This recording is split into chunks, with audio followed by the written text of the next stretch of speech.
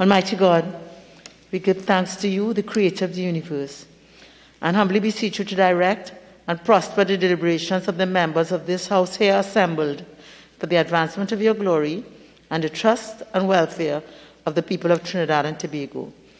Grant that peace and happiness, truth and justice may be established among us for all generations.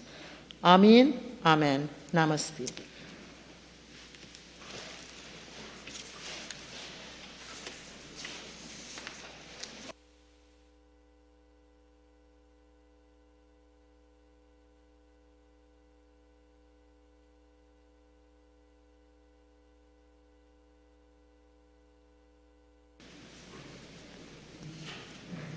Oath or affirmation, announcements by the Speaker, bills brought from the Senate, petitions, papers.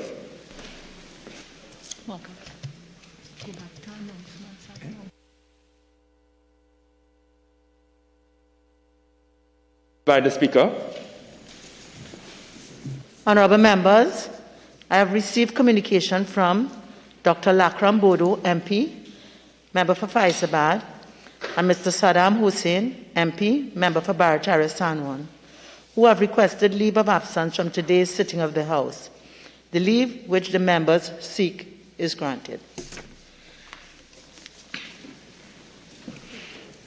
Papers. Attorney General. Madam Speaker, on behalf of the Attorney General, I have the honour to lay paper number 1, the annual report of the Anti-Terrorism Unit for the period 2020 to 2021. Leader of the House. Thank you again, Madam Speaker. Madam Speaker, I have the honour to lay the following papers.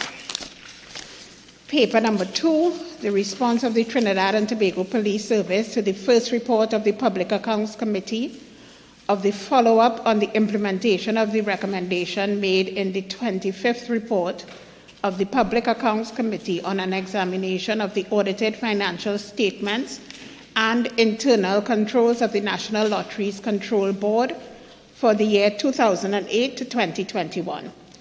Paper number 3, the ministerial response of the Ministry of Youth Development and National Service to the interim report of the Public Administration and Appropriations Committee on the response of the public authorities to the COVID-19 pandemic in Trinidad and Tobago. Paper number 4, the ministerial response of the Ministry of Labour to the second report from the Public Accounts Committee on an examination of the report of the Auditor General on the public accounts of the Republic of Trinidad and Tobago for the financial year 2020. Thank you, Madam Speaker. Reports from committees. Member for Tunapuna. Thank you, Madam Speaker. Madam Speaker, I have the honour to present paper number 1, the 4th report of the Joint Select Committee on Local Authorities, Service Commissions and Statutory Authorities, including the THA, on an inquiry into the role of NIHUS as it pertains to the development of the science, technology, engineering and mathematics STEM sector in Trinidad and Tobago. First session, 2020 to 2021 of the 12th Parliament. Thank you, Madam Speaker. The Minister of Finance.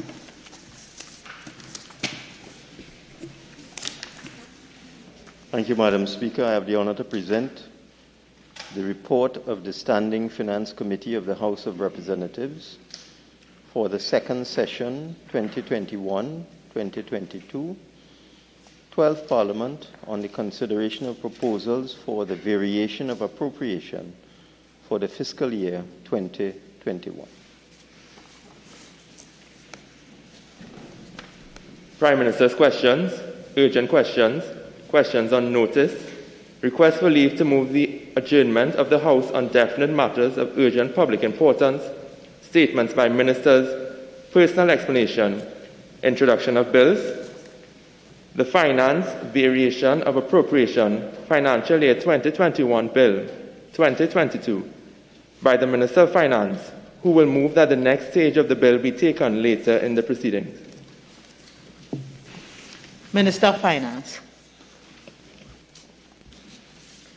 Thank you, Madam Speaker. In accordance with Standing Order 64.1b, I beg to move that the next stage of the Finance Variation of Appropriation Financial Year 2021 Bill 2022 be taken later in the proceedings. Honourable members, the question is that the next stage of the Finance Variation of Appropriation Financial Year 2021 Bill 2022 be taken later in the proceedings. All in favour say aye. Aye. Any against? The ayes have it. Motions relating to the business or sittings of the House and moved by a minister. Public business, government business, motions. The Minister of Finance.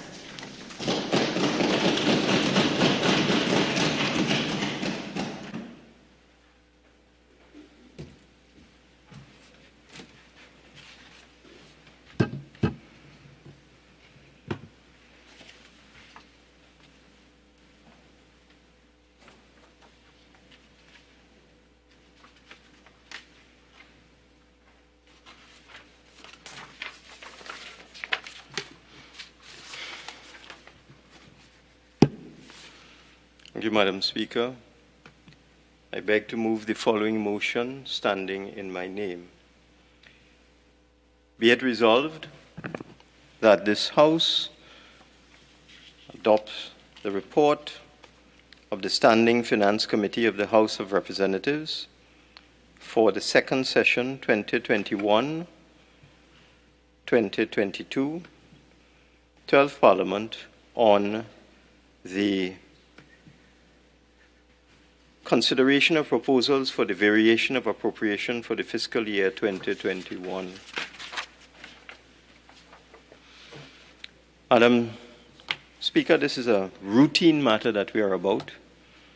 It is standard practice and it is in fact a requirement of the law that the fiscal accounts be closed on or before the 31st of January in the year following the close of a financial year on September 30th. We did not have this process last year because there were no variations that required approval, and therefore the accounts for fiscal 2020 were closed without need for resort to the procedure that we are about today. However, Madam Speaker, we had some variations during the year to deal with a number of matters. These matters have been addressed in the Standing Finance Committee that we had on Friday, and we are seeking approval following the approval of the Standing Finance Committee, which met, as I said, on Friday, the 21st of January, and the committee agreed to a variation of the 2021 appropriation and to the write-off of losses approved for fiscal 2020. The variation of appropriation of resources in the sum of $574,889,840 was necessary to bring to account expenditure in the same amount which was funded by advances from Treasury deposits in fiscal 2021. The total increase, as I indicated just now, in heads of expenditure being proposed is $574,889,840. The total decrease is the exact same amount, $574,889,840. It produces a nil net effect. There's no change to the appropriation for fiscal 2021. The details of the proposed changes were circulated to all members in the Standing Finance Committee and discussed at its meeting on Friday last. Clarification was sought with respect to some of the proposed changes to the appropriation for fiscal 2021. I received a list of questions and I assigned the staff in the Ministry of Finance to produce answers to the questions asked by honorable members. If, just give me 1 second, Madam Speaker, I will pull up some of the questions that were asked in due course. I anticipate that during the course of this debate, the various proposals contained with the bill with respect to the Ministry of Public Administration, the Ministry of Finance, the Ministry of Social Development, and so on, will be dealt with by other members who have line responsibility for these matters. Let me elaborate a little further on the main reasons why the additional funding is being proposed. And just for the record, let me just indicate that I was asked questions about the government assistance for tuition expenses, specifically how many persons accessed gate funding in fiscal 2020, and about the Trinidad and Tobago Mortgage Finance Company, how many persons were not able to access the TTMF services in fiscal 21 due to the company's reduced request for disbursements. Strange question, but we try our best to answer. With respect to the Urban Development Corporation of Trinidad and Tobago, which financial institution was used to refinance the $230 million loan? What was the effect of refinancing the loan? And similarly, with Evolving Technologies, ETech, what was the effect of refinancing the loan, and what specific project was the $160 million loan to ETech supposed to finance? So I expect to get those answers from my permanent secretary if I have not received them already, and the responses will be circulated to members. Now let's go to the actual amount itself, the $574 million. And firstly, under Head 03, Judiciary, an increase of $35,195,944 is being sought to retire an advance made from Treasury deposits that facilitated payments to vendors who provided security and telephone services, as well as office accommodation to the judiciary. Under Head 17, the Personnel Department, an increase of $8,640,671 is being sought to retire an advance made from Treasury deposits to facilitate payment for the rental and lease of office accommodation, and this would be all of the office accommodation that is occupied by the CPO, the renewal of software licenses, and to vendors who provided consultancy and janitorial services. Under Head 78, Ministry of Social Development and Family Services, an increase of $531,053,225 is being sought to retire an advance from Treasury deposits that enable the encashment of checks in respect of senior citizens, public assistance, and disability grants. It should be noted that in accordance with Section 17(1)(b) of the Exchequer and Audit Act, Chapter 6901, advances made from Treasury deposits are recoverable within 12 months after the close of the financial year in which the advances are made. This is another reason why we are here today, to resolve that matter. Let me now look at the specific reduction in the allocation for the Ministry of Finance, Head 18, from whence the money came to support the Judiciary, the Personnel Department, and the Ministry of Social Development. Upon a final review of the 2021 accounts, savings were identified by the Ministry in the original allocation, where the amounts disbursed were less than the funding allocated in fiscal 2021. The details of these sub-items have already been circulated to members and discussed at the Standing Finance Committee. The Standing Finance Committee also agreed to the write-off of losses in a total sum of $8,218,653.91 for fiscal 2020, the previous year. And the reason why we are doing that this year is that there was no opportunity last year because there was no requirement for a variation of appropriation bill and debate of this nature. Those write-offs are for the Auditor General, Head 02, a total of $1,498,666.01 in respect of audit fees deemed uncollectible. These audit fees were deemed uncollectible because these are fees charged by the Auditor General to state enterprises. So it's really left pocket to right pocket.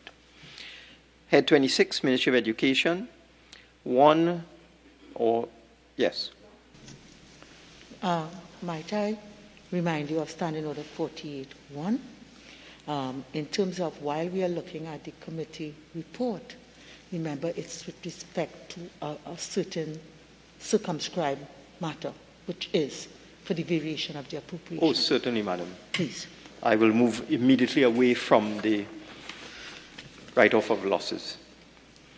Let me move now to the fiscal outturn, because we've had a lengthy discourse at the Standing Finance Committee on the rationale for the movement of the funds and the purposes for which the funds were used by the respective ministries during fiscal 2021. And might I say that every year when we do the budget, we make our best effort to make the best possible estimate of what expenditure will be and what revenue will be and what the requirements of each ministry or department will be. There are certain ministries and departments that we have to keep a very close eye on, social development in particular, because of the amount of money that is spent in that ministry.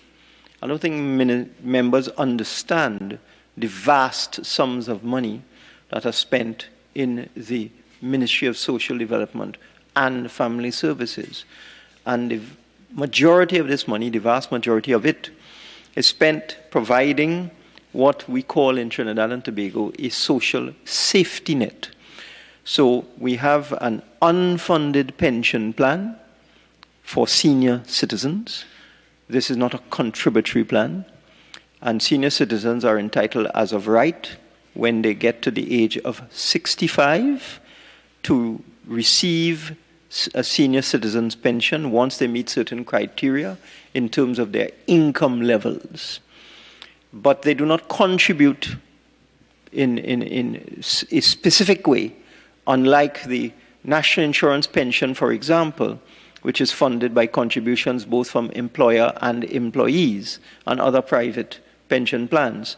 The senior citizens pension plan is an unfunded pension plan, and it is provided as a benefit to citizens of Trinidad and Tobago who have reached the age of 65 and are in certain financial circumstances where their income is such that they qualify for the senior citizens pension. You will have heard the minister indicate at the last meeting that the number of persons who receive senior citizens pension is now in excess of 100,000. I believe I heard the minister say 105,000 or 108,000. It's somewhere in that vicinity. But it's over $100,000. And if one looks at the payout and the numbers, one easily sees that the government of Trinidad and Tobago spends $4 billion every year on payment of senior citizens' pension. And this is a number that is increasing all the time. And therefore, we in finance are keeping a close eye on this expenditure to make sure that only those persons who are eligible to receive the pension, and persons who may have passed away, may have migrated, may have left the country, or for one other reason no longer qualify for old age pension or senior citizen pension, as it is now called, are still on the list. So it is something that we have to keep our close eyes on because it keeps going up. And at the beginning of the year, we would make a particular allocation to the Ministry of Social Development, and during the year we would monitor, and during 2021 it became clear that we had to supplement the appropriation and vary the appropriation for the Ministry of Social Development, not just for senior citizens pension, but also for the other grants, which again, we are keeping a close eye on, such as the conditional cash transfer, which is colloquially called the food card.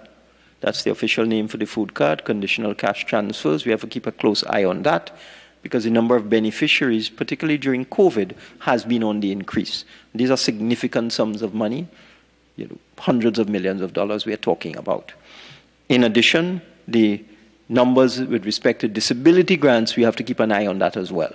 Because when you add it all up, you're talking about $5 billion at least that is spent by the government of Trinidad and Tobago every single year on what is called the social safety net. And therefore, even though we had anticipated there would be some streamlining, there was. I want to commend the Minister of Social Development for all of her efforts in rooting out inefficiency, potential fraud, and other areas of wastage within the social safety net system. We still were required at the end of the year to provide additional funds to the Ministry of Social Development and Family Services. Similarly, with respect to the judiciary has been on a development program within the last several years, building out new facilities, new systems, increasing the number of judicial officers and their support staff, and so on. And again, we had made an estimate at the beginning of the year as to what the judiciary would require, and again, it became apparent during the year that we would have to supplement the judiciary. Similarly, with the personnel division, we had made an estimate of what we needed to spend, and again, it became obvious during the year, especially because of the fact that the personnel division is doing a very comprehensive job evaluation exercise, more than one actually, for the Ministry of Finance. Very important job evaluation exercise within the public service, and the personnel department also manages the public service health plans, both for monthly paid and for daily paid workers. It became obvious that we would need to supplement the personnel department in terms of additional funds. So those are the explanations for the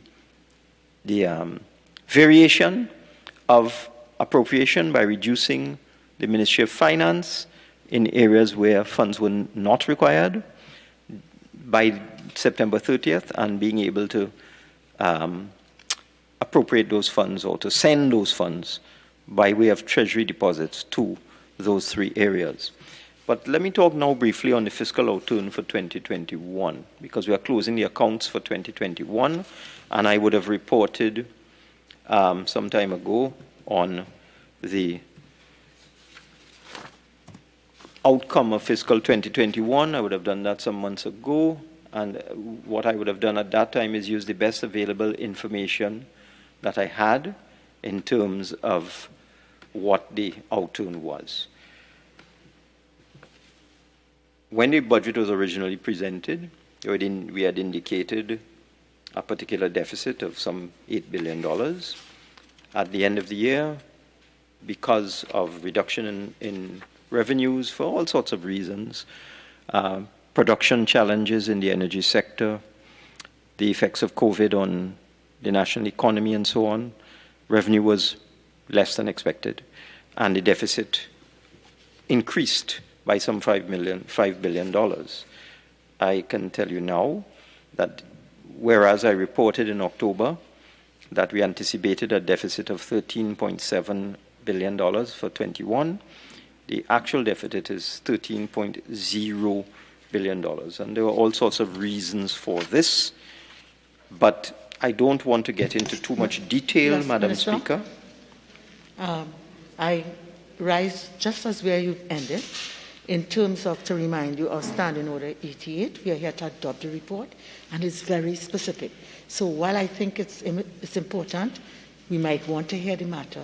I'd like us to comply with the Standing Order. I am about to conclude, Madam Thank you Speaker, very much. in anticipation, and thank you very much for rising to remind me and remind everybody else that all we are talking about today is a variation of appropriation in a sum of $574,889,840, taking the funds from the Ministry of Finance from several areas already articulated at the Standing Finance Committee and sending those funds to 3 areas: the Judiciary, the Personnel Department, and the Ministry of Social Development and Family Services, for the reasons well articulated at the Standing Finance Committee and briefly summarized by me just now. I beg to move.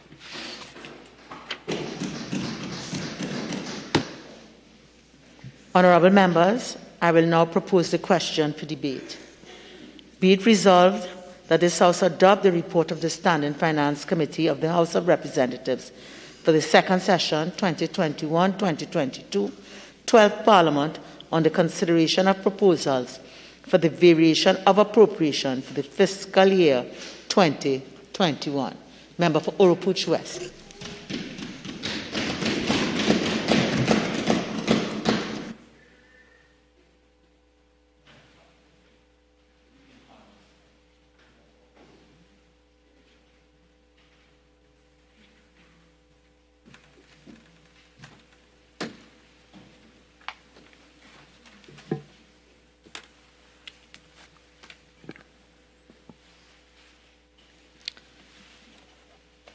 Thank you, Madam Speaker, for the opportunity to contribute to this motion, the debate on this motion. If I may, be it resolved that this House adopt the report of the Standing Finance Committee of the House of Representatives for the second session 2021-2022, 12th Parliament, on the consideration of proposals for the variation of appropriation for the fiscal year 2021. Madam Speaker, as the Minister indicated, a lot of the issues raised here would be fairly routine in that it's a normal thing for the Minister to come to make variations between heads. However, Madam Speaker, the Standing Finance Committee, which met last week, requested certain pieces of information from the Minister, which he referred to in his own presentation. And as at this point, as at 1:30 when I checked last, that information was not yet available. My understanding, Madam Speaker, is that the Standing Finance Committee includes all questions, the report of the Standing Finance Committee includes all questions and all answers to those questions posed by members on this side and answered by the Ministry of Finance or relevant ministry on that side. In the absence of that, Madam Speaker, in the absence of the responses to these very valid questions that were raised, we are actually debating an incomplete report. And therefore, I appeal to the Minister in presenting on subsequent occasions that he provide the answers of questions raised by members on this side, so that we would not have the situation where we are debating a matter without having full information of issues that we would have raised in the Standing Finance Committee. That's a very unfortunate state of events at this point. Madam Speaker, I want to put it on record as well that the Standing Finance Committee did not just consider the variation of appropriation for the fiscal year 2021 to the Standing Finance Committee also looked at, as the Minister himself referred to, the approval for the write-off of losses and the transfer of funds between subheads under the same heads of expenditure for fiscal 2020 and the same transfer of funds between subheads for the same heads of expenditure for fiscal 2021. So your Standing Finance Committee, Madam Speaker, in last week actually reviewed the expenditure by the government of $2.975 billion. I would want to constrain my... Point of order, 48.1. I did not say anything about the transfers. That is not before us.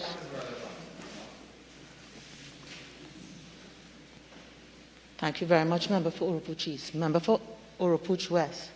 And it's the point I stood up on 48.1 when the Minister was moving the motion. While we may have considered certain things, as you said, the write-offs and the transfers within the Standing Finance Committee, and I think it was discussed there, for the purposes of the variation, those matters are irrelevant. And I think the Minister spoke about the write-offs to make the point. It is just a reporting exercise, but it is not a requirement for what we are about to embark upon. Okay? So that we are very restricted in what we're looking at in the report and what the debate will be. I refer to Standing Order 88.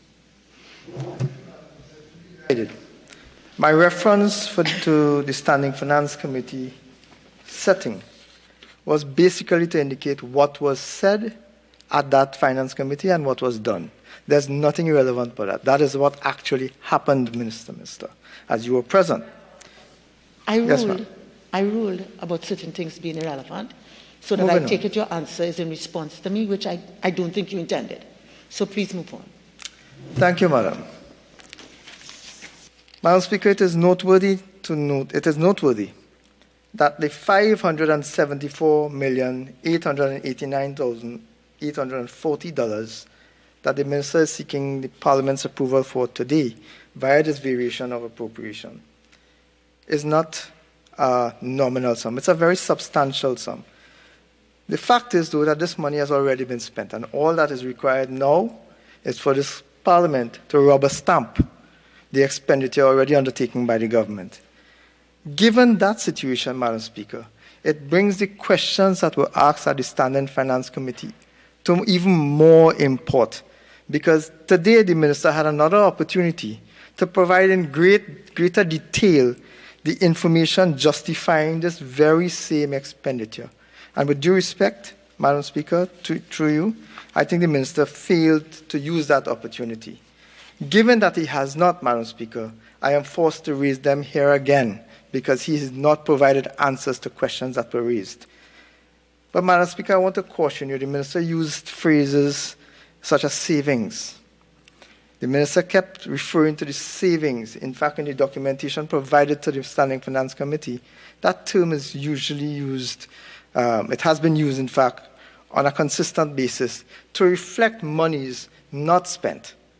Now, in traditional use of the term savings, this would mean money left over after all your bills have been paid. This would mean money left over after financial management of a substantially qualitative basis, so that you end up with additional funds that you did not have to expend on bills outstanding. Unfortunately, that is not what this savings is. In this case, when the Minister refers to savings, all he's talking about, Madam Speaker, is money that he did not disburse. He would have allocated and did not disburse. As a matter of fact, Madam Speaker, when the Minister of Finance was asked in the Standing Finance Committee why he did not disburse, the Minister was quick to advise that requests from the various agencies from which he took this money that was allocated were not forthcoming, and therefore he believed that he ended up with a surplus.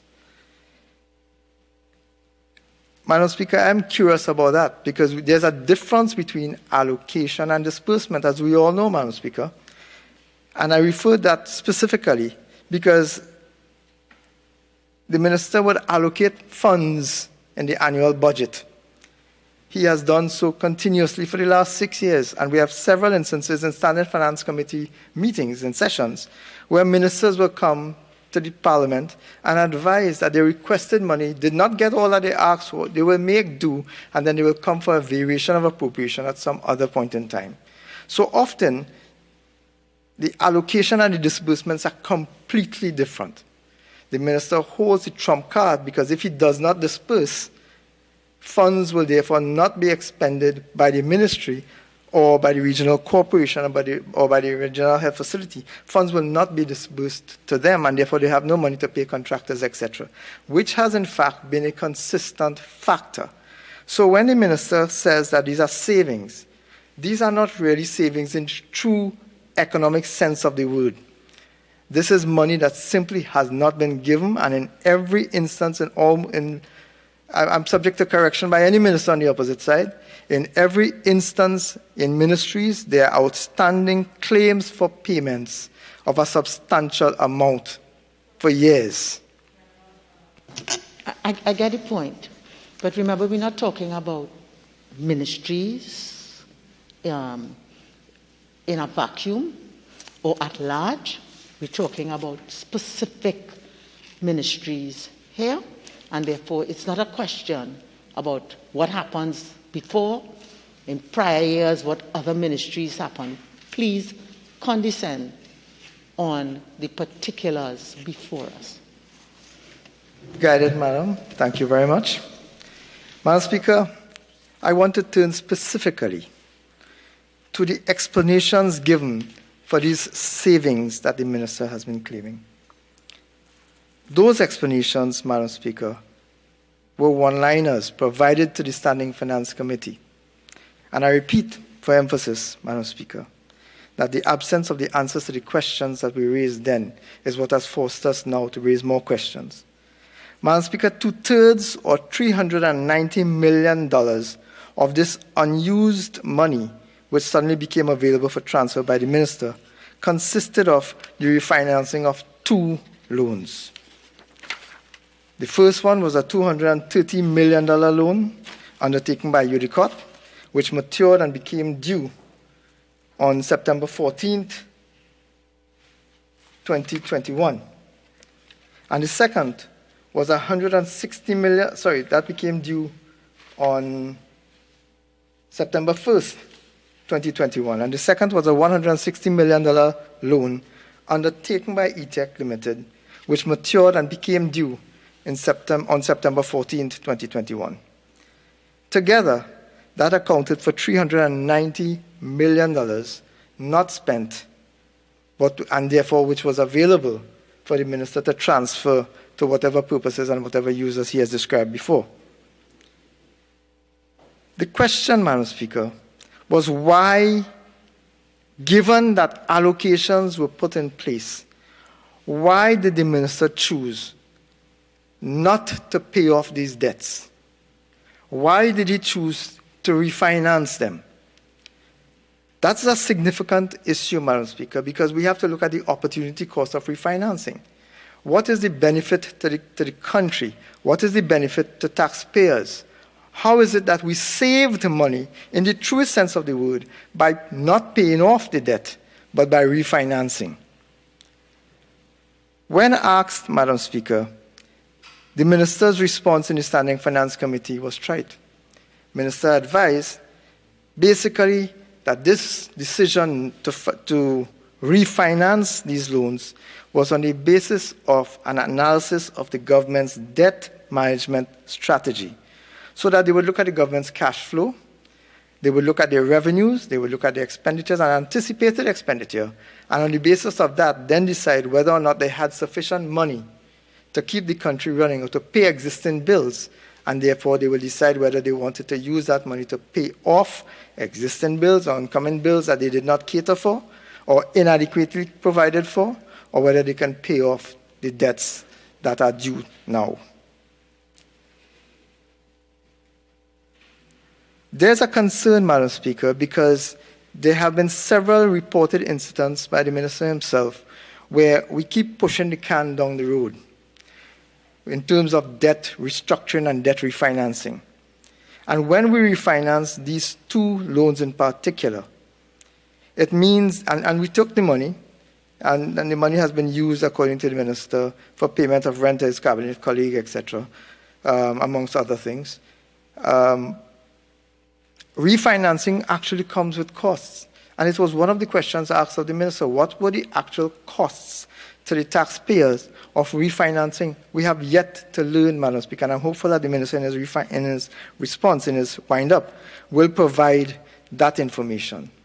I want to also put it on record, Madam Speaker, that the Honourable Attorney General in the Standing Finance Committee advised the population of his conflict of interest in this particular matter and also voted. I would leave the ethical considerations for that right there, but that is a matter, Madam Speaker, that I want to put on record, that an issue was raised, the member indicated his conflict of interest, as he should, and also voted to support this legislation, this Standing Finance Committee report. 48.6, imputing improper motives. Can't be that you've done the correct thing and then a criticism such as that is born. And, member, again, I will rule in favour of the Attorney General. That is imputing improper motives. Okay, so I rule. Madam Speaker, I am duly guided. I stated my case already. It might be a particular style of speaking, okay? But I have ruled.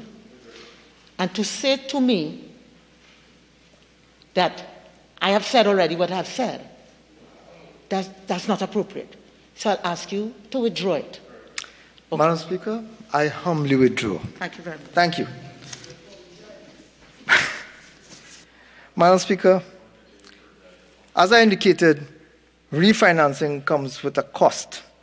In particular, in discussing the ETEC limited loan, the minister was explicit in stating that the government opted to borrow, and I quote, an amount from another institution. Madam Speaker, it is no secret that the population already does not trust this government, and therefore, in the interest of transparency, the minister has the opportunity today to provide in his wind-up to this debate some information to the national community for both the ETEC $160 million loan and the UDCOT $230 million loans. Specifically, Madam Speaker, I want the minister to advise the population, firstly, the name of the institution that provided the initial loan, the name of the institution whom the government has now chosen for refinancing these loans, the selection criteria for these lending institutions specifically as it relates to these loans, whether any and to whom, if any, fees were paid, including finder's fees, agents' fees, agency fees, management fees, and legal fees. The estimated opportunity cost of refinancing. Again, member, I think we're having a little difficulty. And again, I'll refer to Standing Order 88. 2, the refinancing is not an expenditure, and we're not allowed in this debate to go into general principles. All right? So it is not that maybe what you are asking is not important, but this is not the forum for it. Madam Speaker, if I therefore am to seek your clarification, questions were asked of the Honourable Minister along the similar lines in the Standing Finance Committee. Those answers have not been provided, and therefore we are being asked to debate in absent. If you noticed, I allowed you an opportunity before I stood up. You are now seeking to widen the questions. The report says the questions, and one was with respect to the institution, and the other was with respect to the cost of refinancing. I believe the minister was very specific in his response in saying he will give details on the impact. So I didn't stand up when you said you identified those matters. You are now widening it. And as I said before, it may be important, but it's not for this exercise. Duly guided, Madam Speaker. In reference to those matters, all I can hope is that the Minister of Finance at some point in time will account to the population for the expenditure and the sources of expenditure as requested and provide the answers that were asked of him at the Standing Finance Committee so that the population will understand how these things have happened. Madam Speaker, if I'm to move on. The government, the minister, also opted to take out of the allocation from CISL, the Community Improvement Services Limited, the sum of $14.9 million. That money was allocated according to the explanatory notes and the explanation provided by the minister. It was for the purpose of paying operational costs. But even then, we have no indication of what those operational costs were about. Madam Speaker, as someone who represents a rural community, which is beraged and savaged by flooding, etc., I am also curious as to find out how this money was allowed. Is it that CISL really did not request this money? Is it that there was no need for it? Because in my constituency, there's desperately need for CISL and any other agency to step in and resolve some of the issues that we have here, Madam Speaker. Madam Speaker, I also note that the Ministry of Finance is asking this House to approve the removal of $25 million from the ADB in 2021. The fund, as I indicated, certain expenditures outlined by the Minister, including the rental costs. But that represents 50% of the allocation to the ADB by the Ministry of Finance. I find that incredulous, Madam Speaker. I find that incredulous because based on the Minister's discussion at the Standing Finance Committee, this would mean that the Agricultural Development Bank, based on his own logic, did not request this $25 million. The Agricultural Development Bank did not ask for 50% of its allocation to be given to them for reissue. On the basis of the Minister's discussion and argument, it means that the loan portfolio of the ADB, new loan applications, dropped by at least a half in the last fiscal year. That is an indictment against the government for two reasons, Madam Speaker, if I may. Reason number one, if really there's a fall in the demand, as the Minister wants us to believe, for loans via the ADB by farmers, it means that really something is wrong with the government's agricultural policy, which is why it is not attracting persons into the sector. But more importantly, and the second issue, Madam Speaker, is I find this difficult to conceive given that, based on the estimates of expenditure, in 2021, the Ministry of Agriculture actually spent more money than in 2020. So whereas we are spending more money to develop agriculture, according to the Minister of Agriculture, in this case, the Minister of Finance is saying that there's less demand for loans, and therefore he has ended up with this savings. I'm hopeful that the Minister of Agriculture would be able to clarify this dichotomy of issues, because the Minister of Agriculture is on record as saying that we have had a substantial increase in agricultural production.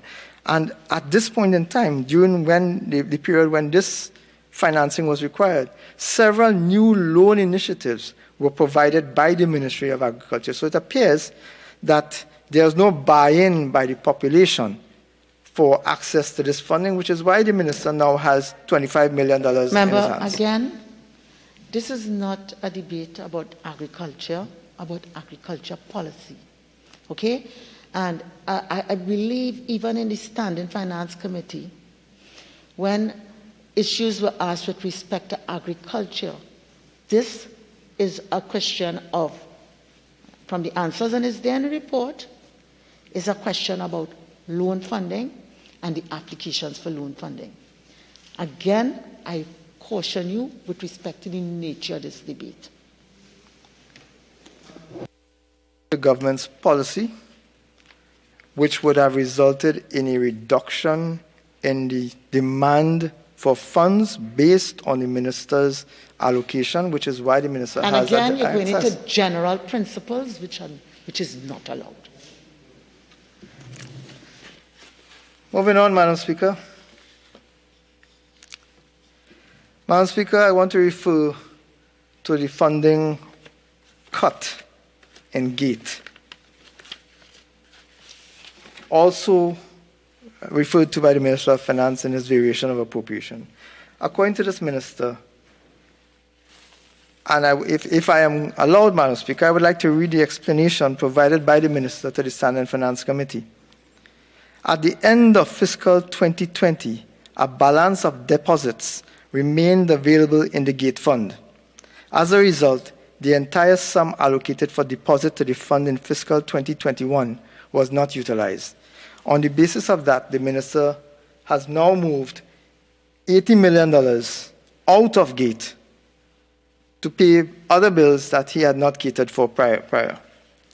Madam Speaker, according to the draft estimates of expenditure 2022, the entire allocation for Gate in fiscal 2021 was $400 million. The minister, in this appropriation before the House today, is seeking to move $80 million out, but is claiming, based on what he has provided to us here, that the entire sum allocated for deposit to the fund in fiscal 2021 was not utilized.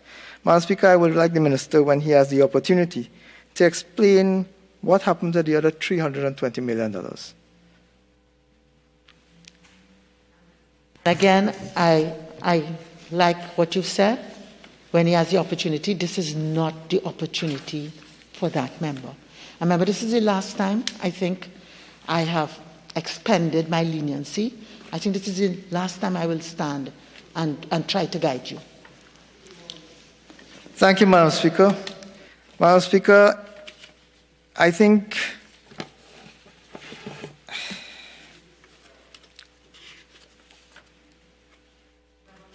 yes. I would just caution you, we are about tolerance in here and respect. Thank you, Madam Speaker. Member for Davendranath West, it might be a mic. It might be a mic.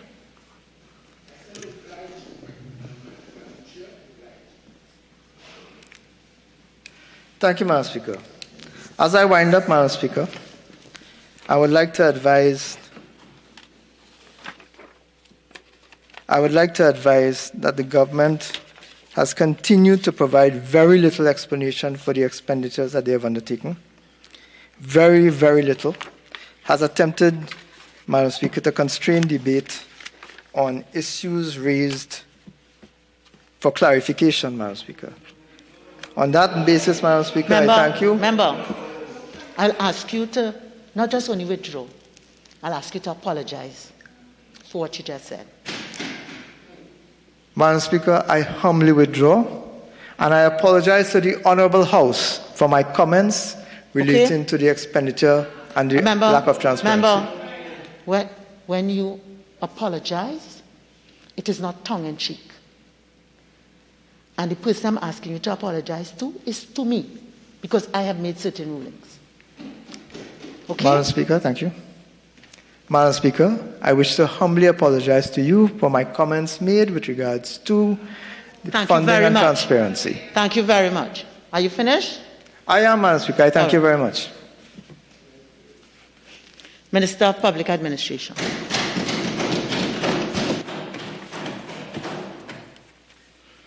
Madam Speaker, I would like to thank you for allowing me the opportunity to contribute to this debate.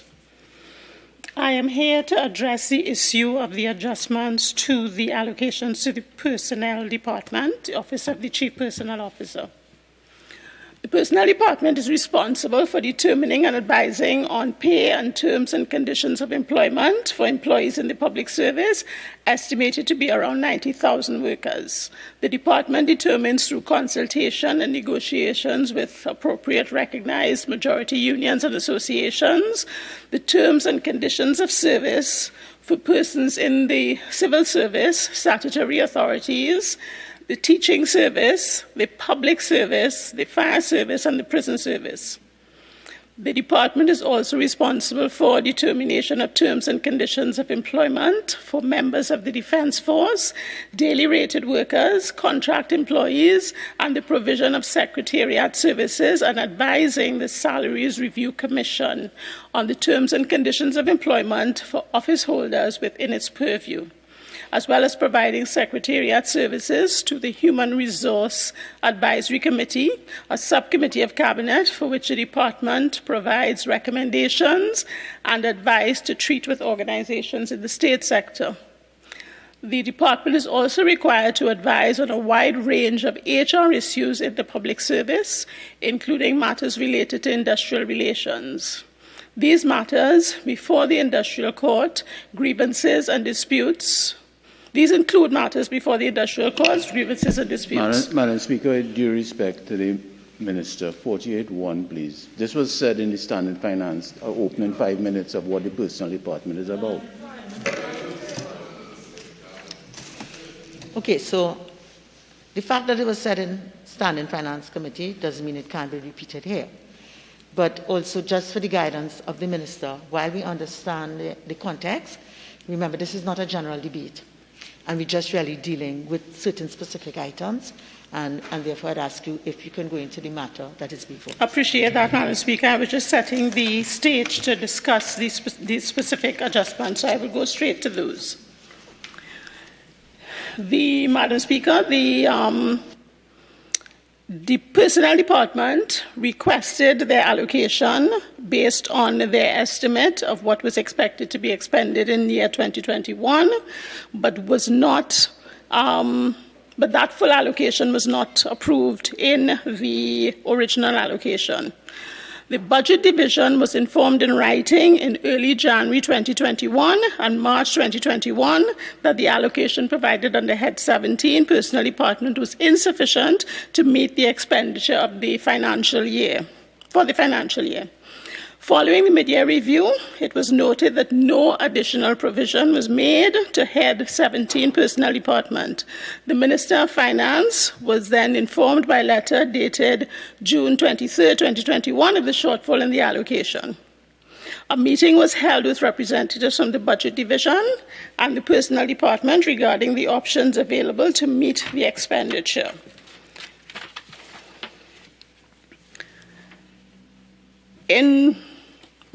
Following those discussions, Madam Speaker, the Minister of Finance arranged to have a warrant issued in the sum of $13,249,936 to cover the shortfall in the following areas: rental/lease of office and other accommodation, fees, other contracted services, janitorial services, all under the recurrent expenditure.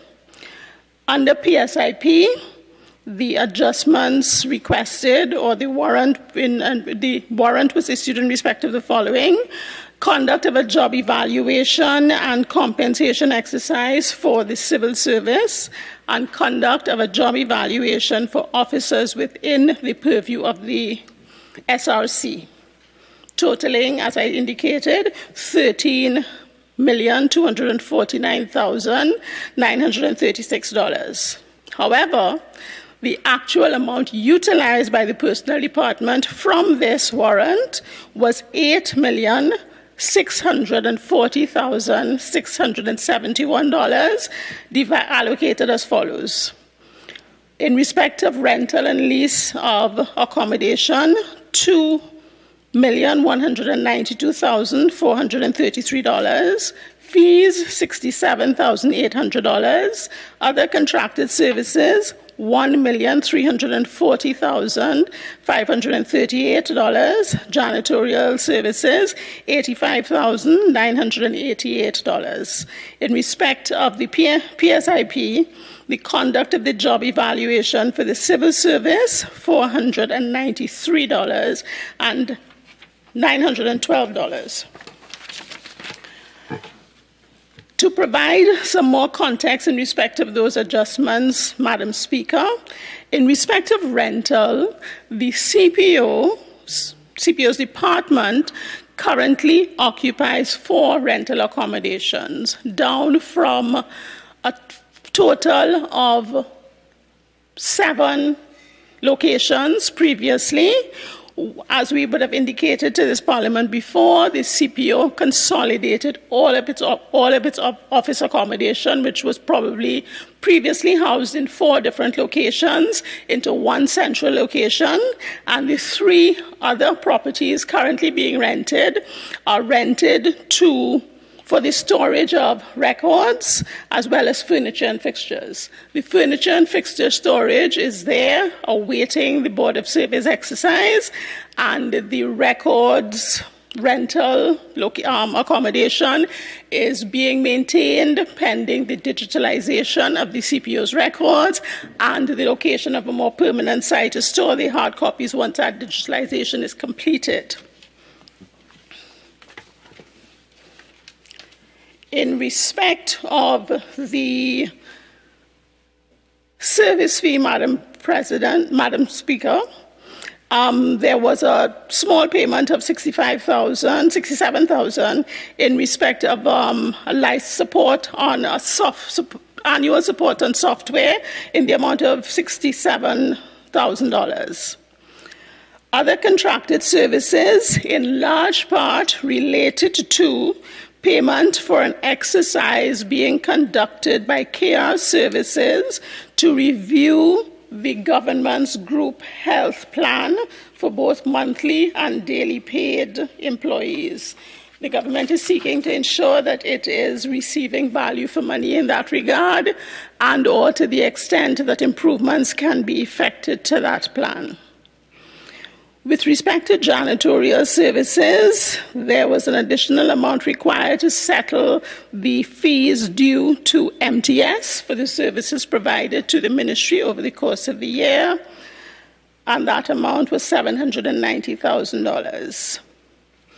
Under the PSIP program, as I previously indicated, and my colleague, the Minister of Finance, in laying the bill, indicated that a job evaluation is being conducted in respect of the civil service. The allocation previously received was not adequate to cover the cost of the work undertaken during the course of 2021, so a supplemental amount was requested and received. The total of that was in the region of $4 million. Was in the region of $5 million. No, sorry, $4,953,912. Sorry, $4,953,912. Down slightly because some of the deliverables were being questioned, and so that was rolled over into 2022. And with respect to the other PSIP program, Madam Speaker, no further disbursement was made under this warrant because the services that the CPO expected to receive under that contract were not delivered in a manner that the CPO found satisfactory. And so, Madam President, that explains the variation that occurred and approval for which is being sought today. I will reiterate that the CPO did an adequate estimation of his needs and put in the request, and what he has done consistently since then is try to ensure that he receives the releases from the Treasury so that he can meet his expenses and continue to do his work. The CPO has been doing yeoman service for the public service and the citizens of Trinidad and Tobago, and the expenditure he is incurring is reasonable in all the circumstances to get the job done and to ensure that the terms and conditions and other contractual relationships of the service. Again, 48-1, with all due respect, this is not about the CPO. The minister is going wide, Speaker. So, Minister, I'll just give you a little leeway to tie in. Yes, Madam Speaker, sorry. I was merely wrapping up. So those are the explanations for the adjustments for this unit, and I thank you for allowing me the opportunity to explain them, Madam Speaker. Member for Chaguanas East. Thank you, Madam Speaker. Thank you for the opportunity as I rise to contribute to this debate on this motion. And I rise today with a heavy heart to contribute to this debate, Madam Speaker. Madam Speaker, in listening to the Minister of Finance, I'm not sure if I heard correctly, but the Minister of Finance stated that he was not sure members understand the amount of money spent in the Ministry of Social Development and Family Services. But Madam Speaker, today I say we on this side totally understand the need for special emphasis in the Ministry of Social Development and Family Services. Why, Madam Speaker? Because we understand the effects of the pandemic on the vulnerable are serious in Trinidad and Tobago. Madam Speaker, we understand that when our women and mothers are taking the streets asking for help, for foodstuff, special emphasis is needed for the Ministry of Social Development and Family Services. Madam Speaker, when our women have reached a stage of asking whether they are invisible and they are stating the need for gender-responsive recovery in terms of budget preparation, we understand the need for emphasis in the social sector. Madam Speaker, when the government is continuously reviewing grants that give families sometimes last hope or give women in this country purchasing power, we understand that there's a need for emphasis in the social sector. Madam Speaker, and in listening to the Minister of Finance, sometimes we on the side wonder, when they speak about safety net, whether safety is even considered by the government of Trinidad and Tobago. And Madam Speaker, the government's harsh actions towards the poor and vulnerable is manifested in this Standing Finance Committee report today. Because, Madam Speaker, this is an area where any caring government would demonstrate support and relief towards those affected. And today we have before us the Standing Finance Committee report, which under Head 78, the Ministry of Social Development and Family Services. The variation states, for additional monies for the purposes of payments of senior citizens' pensions, disability assistance grants, and social assistance grants. And you would see that on page 4 of the SFC report. And as my focus is clear today, Madam Speaker, on the Social Development Ministry, I want to say that this report reflects incompetence. Madam Speaker, and the reason why I'm saying incompetence is that it is founded on the simple fact, Madam Speaker, that if the government knew what it was doing, there would be no need for us to be here for this purpose today.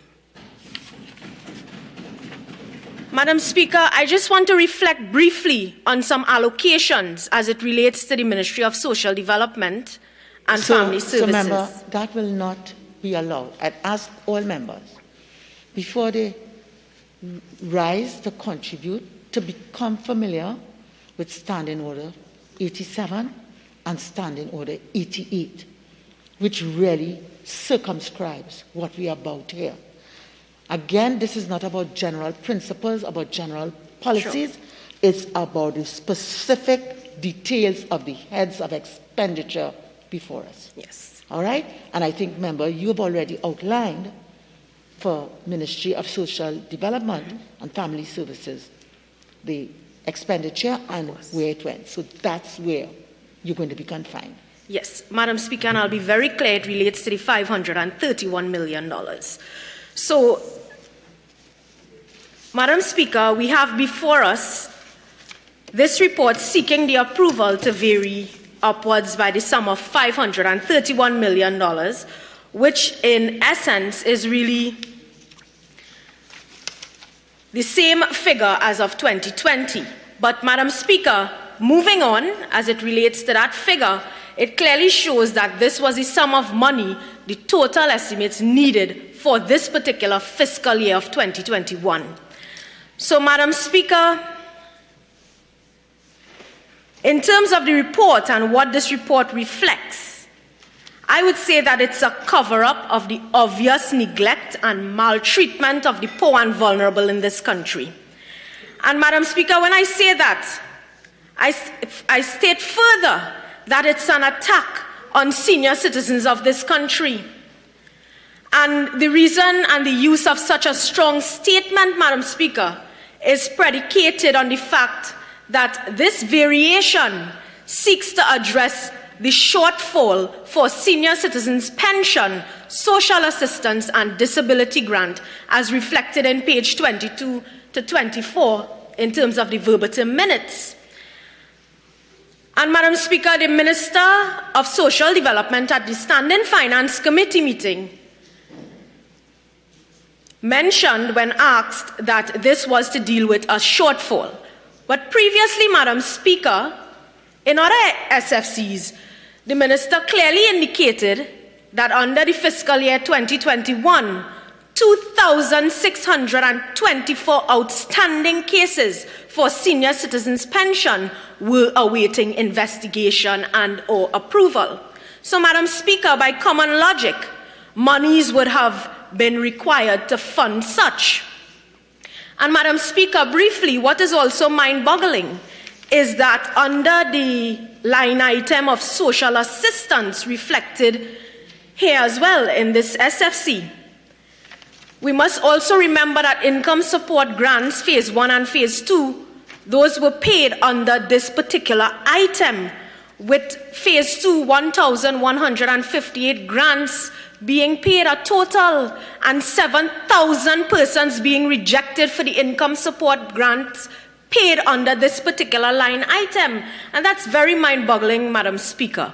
Madam Speaker, what these things clearly demonstrate is that the minister with responsibility for pensions and social assistance was not monitoring the status of the ministry's allocation, which is clear, Madam Speaker, which is a clear indication of incompetence, as stated before, and lack of rudimentary public sector accounting know-how. Because, Madam Speaker, although you have increasing applications, as stated by the Minister in the Standing Finance Committee, you must cater for and expect increasing applications, because persons' ages are changing and so on every year, and obviously you're going to have additional persons, so you can't cater the same funding each year. And in addition to that, Madam Speaker, these are established services of the Ministry of Social Development and Family Services. So falling into a shortfall should not be an excuse for these services under this ministry. Madam Speaker, as I try my best to keep it tight in terms of what is being discussed, the Minister mentioned review on programs in terms of all grants within the Ministry of Social Development and Family Services. But, Madam Speaker, looking at this $531 million, how much review? And how much more review as it pertains to grants and support coming from the Ministry of Social Development and Family Services? In fiscal 2021, the Minister made it clear that disability grants would have been reviewed in the second quarter, which was completed. So, Madam Speaker, this is simply lack of planning and incompetence. So, Madam Speaker, as I move on, and I would have mentioned as it relates to the senior citizens pension, disability assistance grants, social assistance grants, I want to say in closing that, Madam Speaker, this is a mere bookkeeping exercise to the government of Trinidad and Tobago. And however, what is reflective in this accounting task are simply a few things. Incompetence, Madam Speaker. Madam Speaker, failure to budget properly for this ministry, which is crucial to the operations during a pandemic for the government of Trinidad and Tobago. Madam Speaker, what it also reflects is wrong priorities, because coming for additional funding for these services, which are established services of this ministry, surely signifies wrong priorities by the government. Madam Speaker, this report also reflects review, lack of support, reduction in support, and most of all, deceit, because you have reviews. What's the word you use, member? Deceit. Deceit? Yes. I'd ask you to withdraw that word. Sure, Madam Speaker, I withdraw humbly, and I say that this reflects reviews when reviews have already been done by the government in terms of these services. So, Madam Speaker, based on the foregoing, what is gleaned is that the government continues to be intolerant and uncaring to the poor and vulnerable in a decaying society where every day, Madam Speaker, the poor becomes poorer and doom and gloom engulfs the entire population. I thank you. The Attorney General.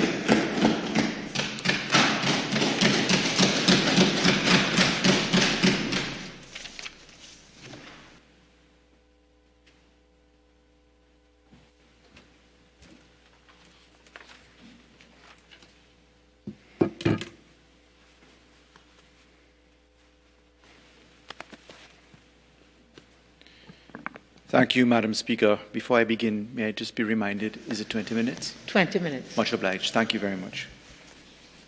Madam Speaker, it gives me great pleasure to join in this motion to adopt the report of the Standing Finance Committee. Of course, we also have the bill before us, which is traditionally not debated and which sets out with clear terms and positions that which is to come after the report is accepted. And that is, of course, the variation of sums, the issue of which has been authorized by the Appropriation Financial Year 2021 by the 2020 Act. I've come to speak specifically and pointedly, Madam Speaker, to the issue of the increases for the judiciary, as is required insofar as this is a report. The parliamentary rules dictate that if a member has an interest to be declared, that a member ought to declare that interest, and therefore I declare an interest in part of the subject matter before this House, insofar as there are 4 properties that there are variations in respect of, and one of which I have an interest in, not the other 3, as it relates to the Personnel Department. Madam President, Madam Speaker, in relation to the variation of appropriation for the judiciary, as we speak pointedly to those factors, there are 3 matters before us that are the subject of this report. Pointedly, number 1, the move from the security vote of the sum of 22.6 odd million, specifically to pay for contract salaries and licensing committees, and therefore the need to supplement in terms of a variation where that money came from, that is, the monies which were taken from the vote entitled security. Secondly, to treat with telephony and internet and other provisions from internet service providers, and that is, of course, in data transmission, some $6.1 odd million. And lastly, the concept of rent, accommodation, and storage, where insufficient funds were provided to meet that vote, rental accommodation for courts and court operations, and where supplemental funds were required from the particular other areas. So, Madam Speaker, permit me to put this into context. And what is the context? We just heard from the Honourable Member last who contributed, who said that the government has done nothing, as per her allegation, for the benefit of the people of Trinidad and Tobago. And I would like to demonstrate why that was an anemic submission on the part of the Honourable Member.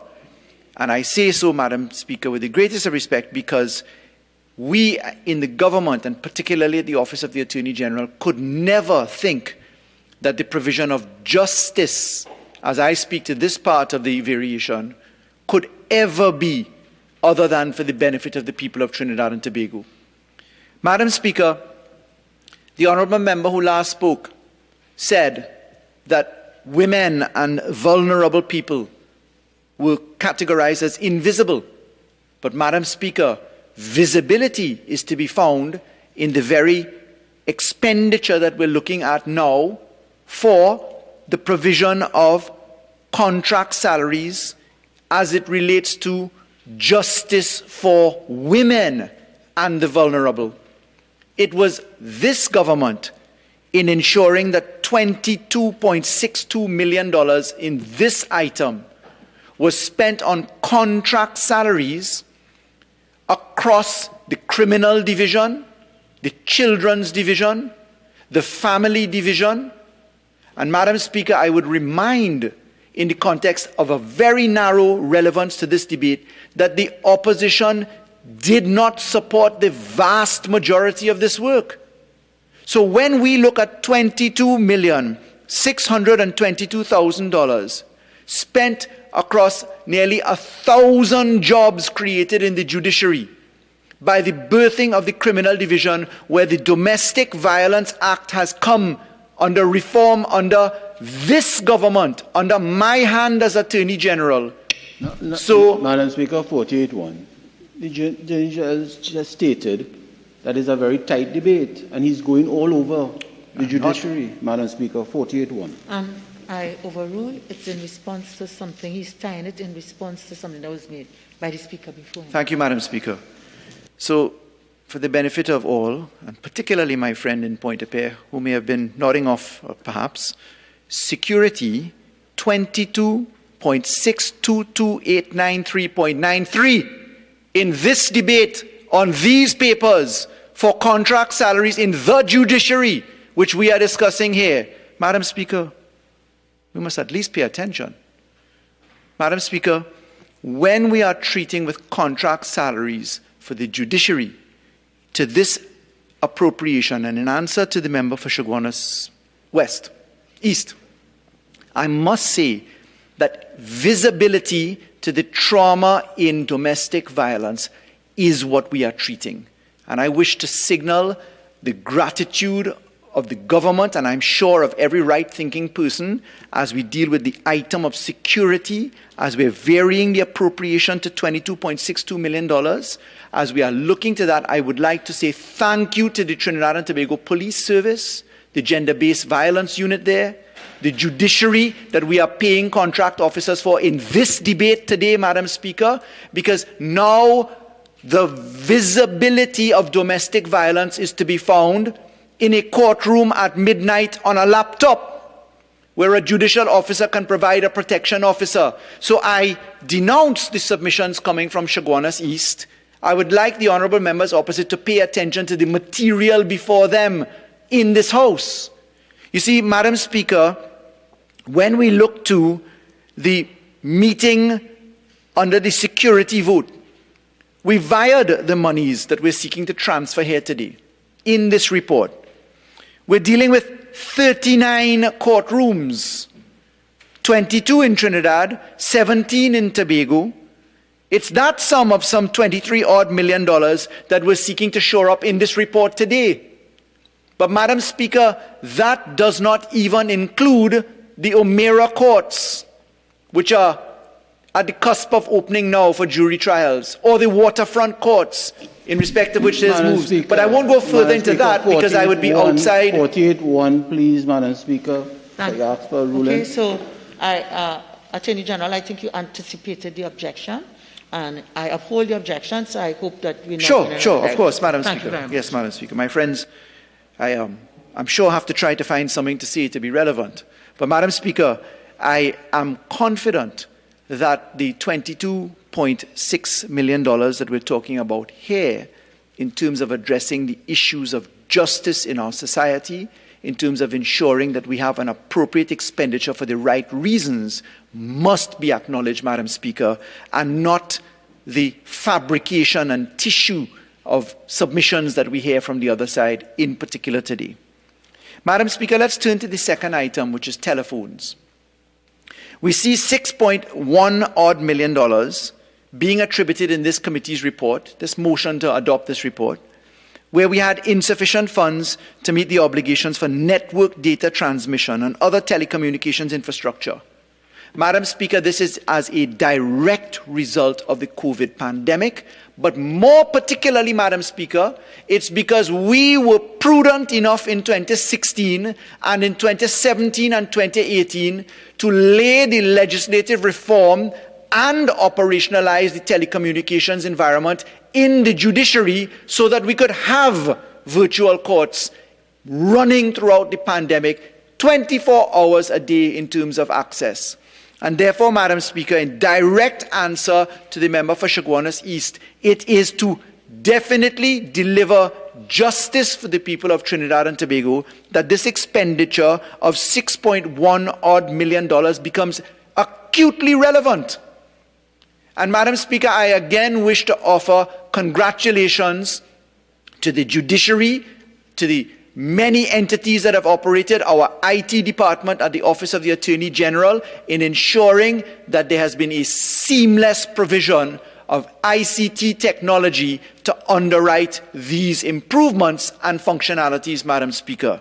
I will remind that in the context of this expenditure for ICT of $6.1 million, that none of this existed prior to this government's tenure. Let me repeat that. None of this existed. And therefore, I make the humble submission in the relevance of this report, in this item of $6.1 million, that we are definitely on the right track in terms of a very relevant relief for the citizens of our country, Madam Speaker. Madam Speaker, let's turn to rent, accommodation and storage at the judiciary. This is the third item comprising the $35 odd million that we're speaking about.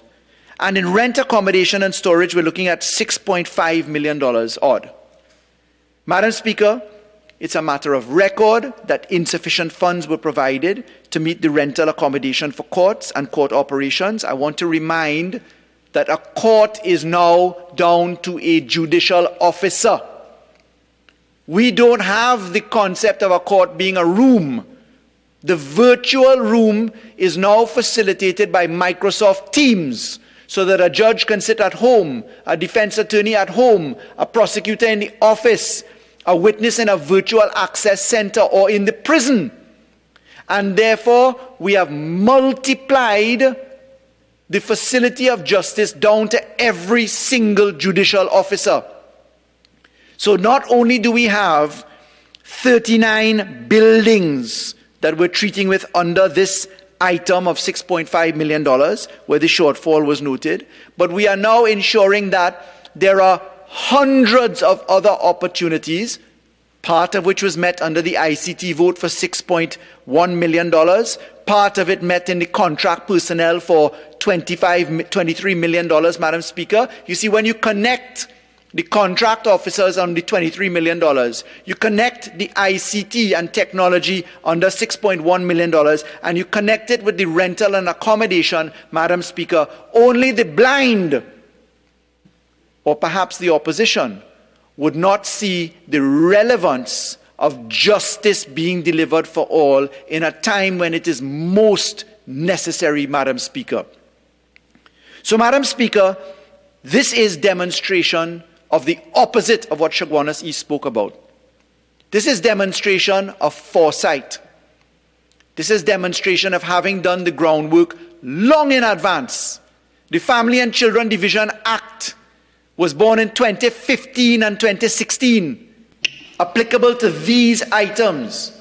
So, Madam Speaker, when we look to the expenditure that we have before us today, the staffing by way of contract personnel to $23 million, the ICT for those contract personnel to operate. 55(1)(b), the Attorney General is being repetitive and tedious. Member for Point Appeal, I understand you might find it tedious, and I thank you for inviting me to share your view. I, however, disagree. Please continue. Thank you. The ICT for this functionality to operate in, the rental and accommodation storage. And Madam Speaker, you know, we're going to get to the point where you will continue to see dropping of figures on that last item. As we progress ahead, that's for another debate. Yeah. Attorney General, remember we're in a very narrow corridor here. Of course, Madam Speaker. I'm very alive to the narrow functions of this debate and staying comfortably within those boundaries, Madam Speaker, I assure you. So, Madam Speaker, this is an exercise in proper purpose. I wish to thank honourable members for their attention, for those who are recently joining the waking world in this debate. Member for Pointe-a-Pierre opposite, my dear friend, I am sure that he is now elucidated, enlightened as to the propriety of the purpose that we exercise here today, Madam Speaker, if only for the fact that he has had the opportunity to exercise himself a few times by jumping up when not yet required. So, Madam Speaker, with nothing more in terms of positive to add to this debate, I thank you for this opportunity, for this short contribution. Member for Princess Down.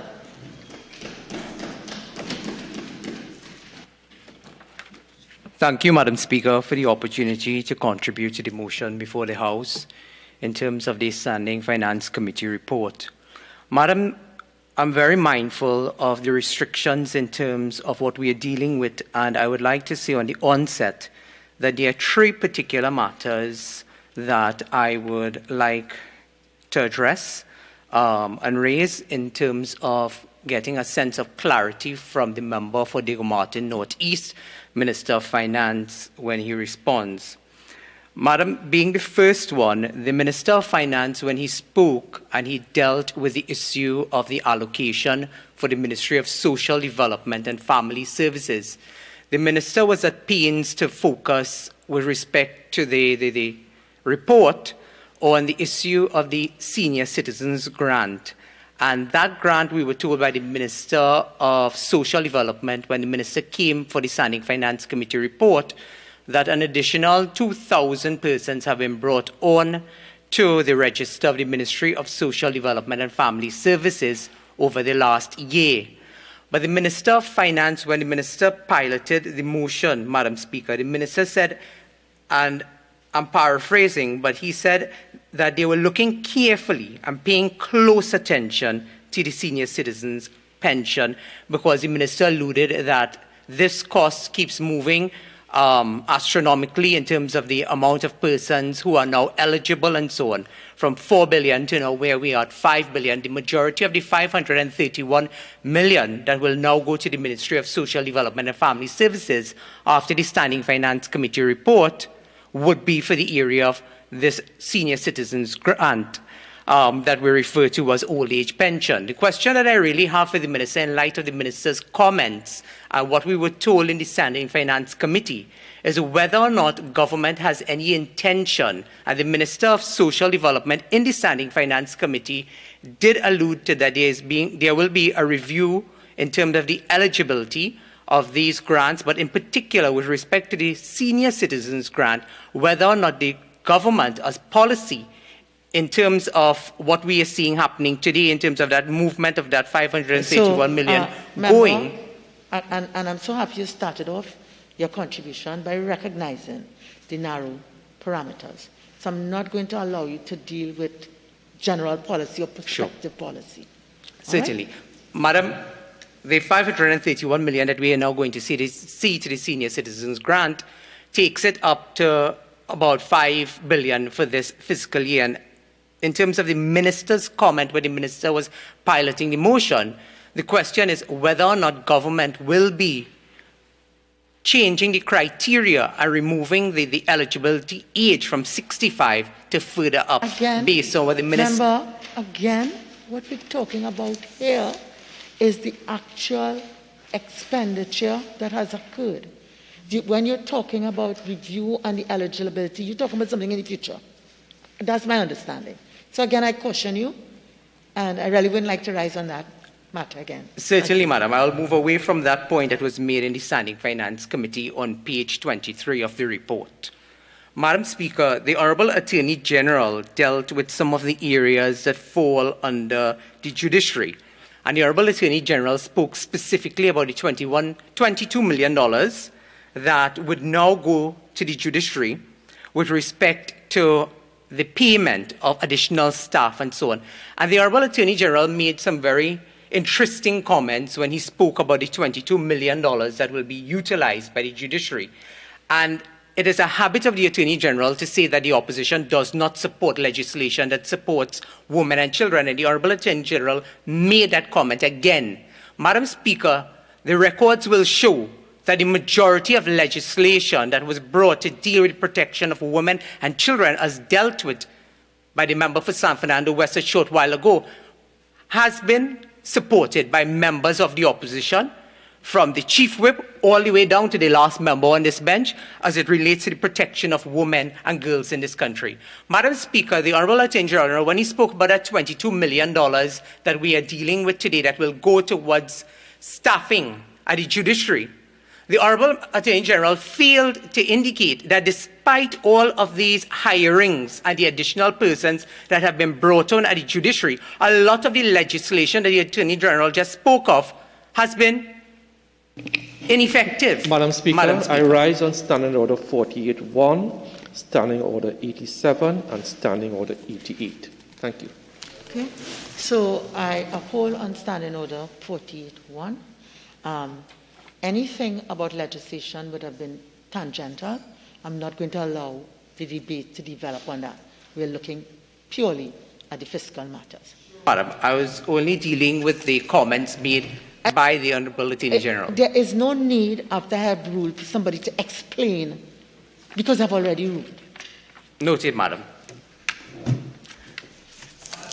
Of the $22 million that will now be shifted to the judiciary to deal with the personnel that will be hired or has been already hired, it does not reflect, Madam Speaker, the work that should be done in terms of effecting a lot of the policy. So $22 million is now being placed in the judiciary to hire these additional persons, but it does not reflect what the Honourable Attorney General calls a success or savings.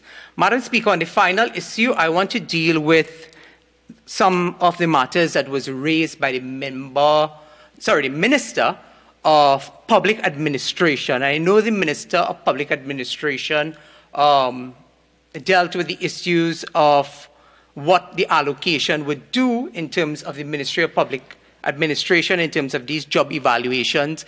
The Honourable Minister, when she spoke earlier, did tell us that these job evaluations will also affect the areas of the SRC and the digitalization of the ministry, Madam Speaker. These are some of the areas that we have not seen any sort of results despite the injection of continued funding, Madam Speaker.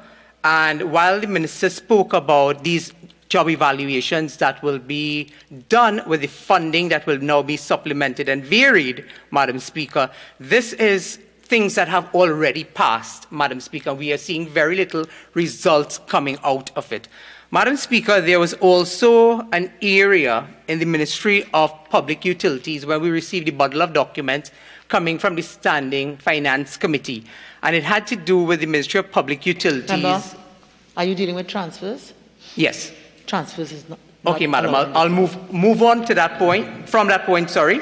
And just to say, in summary, that the three areas that I was most concerned about had to do with the Minister's comments in relation to what we were told by the Minister of Social Development in the Standing Finance Committee with respect to the review, the criteria, and whether or not government will be increasing the age of pension. And Madam whether Speaker, that is something Standing that Order they're looking at. 55(1)B, that whole Ministry of Social Development has been already gone through by MP Mohit and everyone else. 55(1)B, please. And thank you for inviting me, Member St. Joseph. I'll give you some leeway, but remember what we're talking about is the expenditure. I'm hearing you asking about other policy things, and we understand where we are with that. Yes, Madam. Madam, moving from that ministry onto the judiciary, where we have seen a variation, and in dealing with the $22 million, we have already discussed the concerns there in terms of the Attorney General spoke about IT and connectivity and these virtual courts and so on, Madam, where these funds will be injected or has already been injected. We look forward to seeing the results coming out of this variation. Suffice to say that there has been very little that we have seen in the public domain. And with respect to the Ministry of Public Administration, the three areas that the Minister spoke about, the job evaluations, the SRC, and the digitalization within the context of the shift of monies going into these votes in the Ministry of Public Administration, we are yet to get any sort of fleshing out coming from members of government. And I really want to say, Madam, when you turn to page 9 of the Standing Finance Committee report, page 9, and I know the member for Urupuch West, and I will not belabor the point, Madam, because I understand we are very restricted, but when you turn to page 9 of the report, it deals with the questions that the Minister of Finance in the Standing Finance Committee appeared to be very unprepared. And again today, when we thought that the Minister had some additional time, the Minister started off his presentation by sharing with us that he had mandated members of his ministry to respond and to prepare the answers. We are now at 10 after 3 in the afternoon, Madam Speaker. The Standing Finance Committee was last week Friday, and the member for San Fernando West spoke about the opposition being blind. But we have been totally blindsided by the member for Diego Martin Northeast, who himself seems to be very unprepared last Friday, and it's a continuation today. Madam Speaker, in any civilized society, in any democracies, any parliament of the world, this could not have happened, where the opposition is being asked to contribute to the adoption of the Standing Finance Committee report. And Madam, if you turn to page 9 of the report, the 99% of what we are dealing with in terms of transfers, in terms of variations, and in terms of savings, what the minister calls savings, but really was the underutilization of the funds, has not been answered, Madam. It has not been answered. So today we are really being blindsided by the member for Diego Martin Northeast, but in the context of where we are being asked to support the adoption of this report of the Standing Finance Committee, the member himself has failed to articulate why we are doing what we are doing today and why it is necessary for these funds to be shifted from these various heads when it appears as though it is being done in a very ad hoc manner, Madam Speaker. So I'm hoping that the member for Diego Martin Northeast will be better prepared and will be able to answer some of the challenges on page 9 of the Standing Finance Committee report. It is an insult to the Parliament of and the people of Trinidad and Tobago when 3:15 we are debating this motion and we cannot get any answers from the Ministry of Finance, Madam Speaker. And Madam Speaker, if it's anything that is an insult to the chair and to the representatives of the people, is that coming from the member for Diego Martin Northeast, which is a clear demonstration of either the minister is totally unprepared or the minister is incompetent at what he's doing. So with those words, Madam Speaker, I thank you.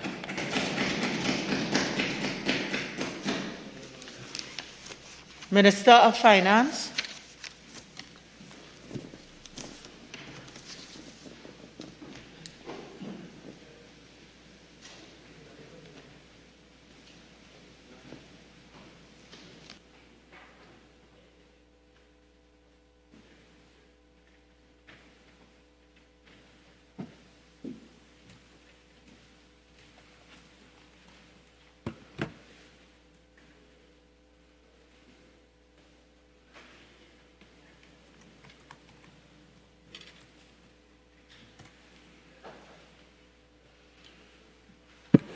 Thank you, Madam Speaker.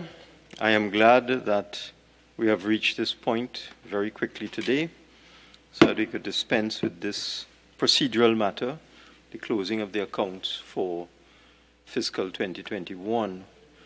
I have received some of the answers to the questions posed on Friday, and I will provide the responses that I have received at this point in time.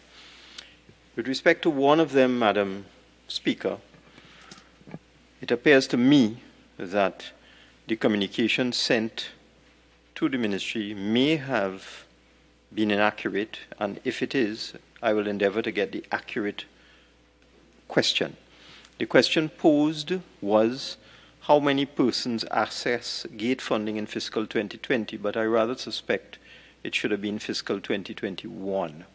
So that is the question sent to us, and the response I received was that 26,665 persons access gate funding in fiscal 2020, and I will also get the information for fiscal 2021 and send that to members. And that is a significant amount of persons, Madam Speaker. Let me repeat, 26,665 persons access gate funding in fiscal 2020. With respect to the question on TTMF, I'm advised that TTMF had sufficient funds to fund its operations for 2021.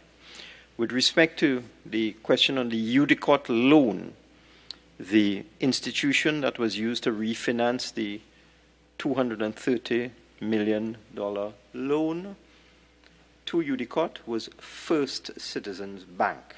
With respect to the effect of the loan, it had no effect on our net debt to GDP, and they are currently calculating whether there was any effect on interest, because one has to remember, as I said on Friday, that if we had paid this cash, we would have incurred interest on the overdraft at the central bank, and that has to be weighed up on any interest charges that might be due on the refinanced loan.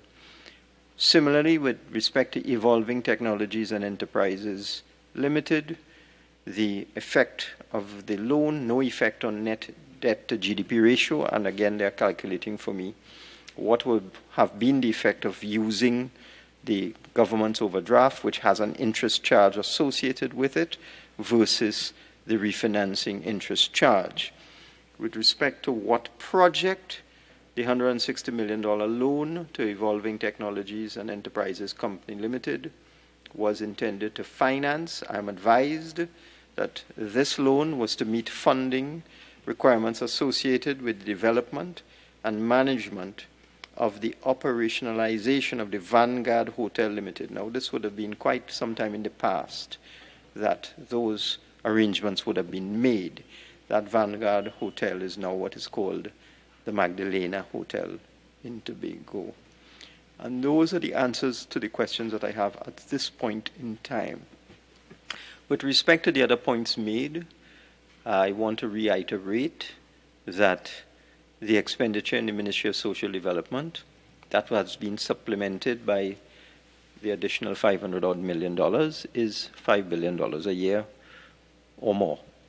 And that the expenditure on senior citizens' pension is $4 billion. That's a huge amount.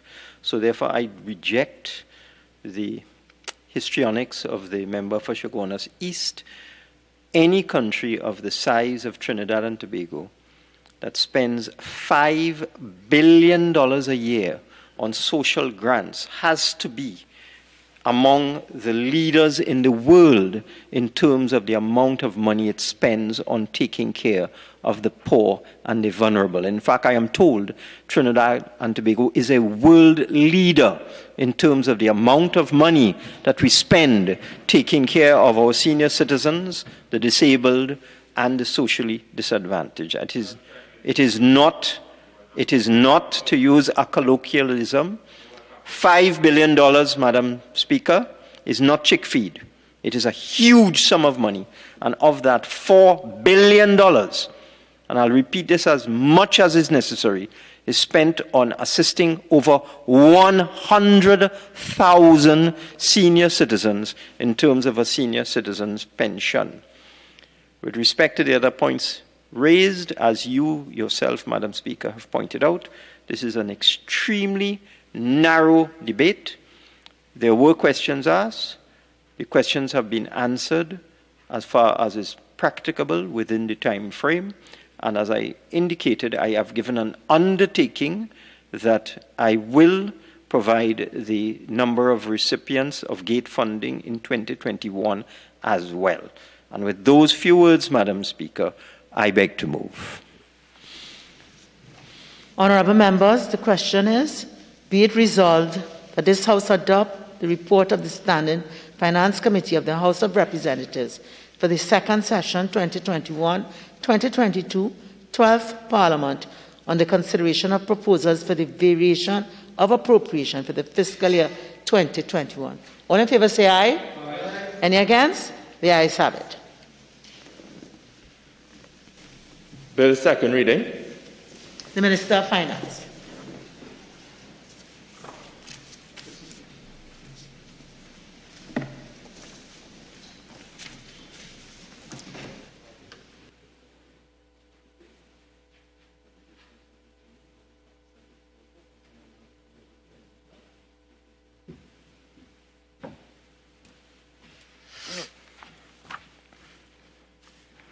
Thank you, Madam Speaker. I beg to move that a bill entitled An Act to Vary the Appropriation of Sums, the issue of which was authorized by the Appropriation Financial Year 2021, Act 2020, and varied by the Finance Supplementation and Variation of Appropriation Financial Year 2021, Act 2021, be now read a second time. Madam Speaker, as is customary, the matters that are of significance with respect to this variation have already been addressed at the Standing Finance Committee and also in the debate just concluded on the motion to adopt the report of the Standing Finance Committee. And as is customary, therefore, Madam Speaker, I beg to move. Honourable members, I shall now propose the question for debate. The question is that a bill entitled An Act to Vary the Appropriation of Sums, the issue of which was authorized by the Appropriation Financial Year 2021, Act 2020, and varied by the Finance Supplementation and Variation of Appropriation Financial Year 2021, Act 2021, be now read a second time. Member for point of order. I won't be talking more than 5 minutes. Can I stay here? Very much. Once it's not more than 5 minutes. Thank you, Madam Chair. I am going to stop you at 5 minutes. Madam Chair. Madam Chair, just thank you and just allow me to put on the records that based on this bill that the opposition took part in the debate when we debated on the Standing Finance Committee report as moved and mentioned by the Minister of Finance. So with those few words, Madam Chair, I thank you. Thank you so much, Member for point of order. Minister of Finance. Thank you very much, Madam Speaker. I wish to thank the member for point of order for being so brief. At least one member of the opposition understands what we are about today, and I beg to move. Honourable members, the question is that a bill entitled An Act to Vary the Appropriation of Sums, the issue of which was authorized by the Appropriation Financial Year 2021 Act 2020 and varied by the Finance Supplementation and Variation of Appropriation Financial Year 2021 Act 2021 be now read a second time. All in favour say aye. Aye. Any against? The ayes have it. A bill entitled An Act to Vary the Appropriation of Sums, the issue of which was authorized by the Appropriation Financial Year 2021 Act 2020 and varied by the Finance Supplementation and Variation of Appropriation Financial Year 2021 Act 2021. The Minister of Finance. Speaker, in accordance with Standing Order 87.2, I now beg to move that a bill entitled An Act to Vary the Appropriation of Sums, the issue of which was authorized by the Appropriation Financial Year 2021 Act 2020 and varied by the Finance Supplementation and Variation of Appropriation Financial Year 2021 Act 2021 be forthwith read a third time passed. Honourable members, the question is that a bill entitled An Act to Vary the Appropriation of Sums, the issue of which was authorized by the Appropriation Financial Year 2021 Act 2020 and varied by the Finance Supplementation and Variation of Appropriation Financial Year 2021 Act 2021 be forthwith read a third time and passed. All in favour say aye. Any against? The ayes have it. A bill entitled An Act to Vary the Appropriation of Sums, the issue of which was authorized by the Appropriation Financial Year 2021 Act 2020 and varied by the Finance, Supplementation and Variation of Appropriation Financial Year 2021 Act 2021. Leader of the House. Thank you very much, Madam Speaker. Madam Speaker, I beg to move that this House do now adjourn to Friday, the 28th of January, that day be at 1:30 p.m., that day being Private Members' Day. I ask my colleague to indicate what we shall be doing. Thank you, Madam Speaker. Madam Speaker, on Private Members' Day on Friday, we'll be debating motion number 6 on our private members' business, moved by the member for Naparima.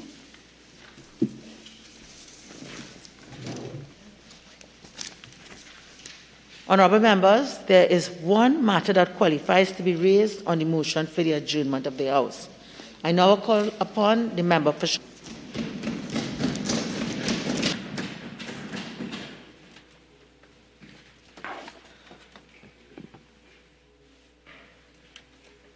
Thank you, Madam Speaker. Madam Speaker, I rise to raise a matter on the adjournment, which reads, the need for the government to properly explain to the population the process for reviewing the food support program. Madam Speaker, in light of the recent public pronouncement by the Minister of Social Development and Family Services regarding reviewing the food support program, I am here to ask today that the House and by extension the population be provided with a process map as regards to the review process of the food support program. Madam Speaker, since the public utterances and document which circulated as it relates to the food support program, wherein it was stated that the program would be suspended pending a review, but the minister later clarified that the program will be reviewed and not suspended. Madam Speaker, following that, my office, along with several other colleagues, MPs' offices on this side, would have been inundated with queries, Madam Speaker, with concerns and disbelief by potentially affected persons. Madam Speaker, because you see, when matters such as these arise for reviews in such a critical program, we have persons, and it was stated in the document in terms of persons receiving the disability grant, senior citizens pension, and the social assistance grant, etc., to review them with a view of removing them from the food support program. But, Madam Speaker, as we are aware, some persons receiving disability, when they have a rent to pay, and then when they have rent to pay and they pay their rent, Madam Speaker, they sort of rely on the food support. So, Madam Speaker, these queries, as I raised, revolve around whether a new criteria listing would be implemented, causing some persons to be disqualified from the food support program. And, Madam Speaker, the hysteria and panic that pervades those persons is a manifestation that the country is replete with hungry persons despite them being categorized as hungry. Madam Speaker, therefore, I have undertaken some research into the review process over the past few years as it relates to the food support program. And Madam Speaker, it reflects, since these reports that I would have reviewed on the Hansard, etc., reflects that review would have been taking place in the food support program since 2016. And the latest report up to 2020 review would have been taking place until then. Madam Speaker, and in addition to that, by the government's own admission, that due to continuous review of the food support program, it has resulted in a reduction in the number of persons meeting the qualifying criteria for food cards.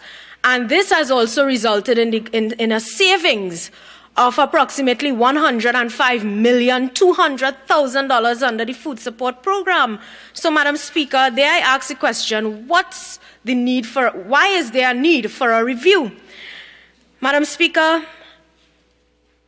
this afternoon I'm here to ask whether or can the Minister indicate, since continuous review has been undertaken, if the Minister can state whether a new means test will be required, whether additional documentation would be required, and whether new information on the status of the household given the current societal order are also now required. We are seeking some clarification on the process, Madam Speaker. Madam Speaker, additionally, of greater concerns for such persons is when the program will be normalized, since recipients are currently fearful to utilize the existing cards. I'm sure MPs, members in this House would have encountered such. So, Madam Speaker, as it relates to this, we are seeking some clarification and explanation as it relates to the population understanding the process for the review of the food support program. Madam Speaker, I thank you. I now call upon the Minister of Planning and Development. Thank you, Madam Speaker.